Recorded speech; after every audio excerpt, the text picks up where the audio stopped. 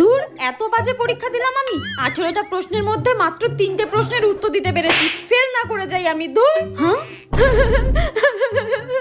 এটা আমাদের first girl Susmita না? এরকম করে কাঁদছে কেন? কি রে সুস্মিতা, তুই এরকম করে কাঁদছিস কেন? আমার পরীক্ষা ভালো হয়নি রে।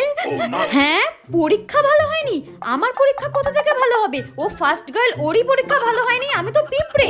বাড়ি গিয়ে মা আমার এই প্রশ্ন ধরে সব উত্তর মেলাবে, আর যখন বুঝতে পারবে আমার পরীক্ষা ভালো হয়নি তখন আমাকে খুব পেটাবে মা। ঠিক আছে, এত কাঁদিস না। তুই তো সব সময় ভালো রেজাল্ট করিস, একবার ভালো রেজাল্ট না করলে কিচ্ছু হবে না। আচ্ছা ঠিক আছে, এত কান্নাকাটি করিস না। তা তুই কত নাম্বার ছেড়ে দিয়েছিস রে? হ্যাঁ, আমি এই একের দাগের একেরটা ছেড়ে দিয়েছি রে। যেখানে 1 নাম্বার ছিল আমি 1 নাম্বার ছেড়ে দিয়েছি রে।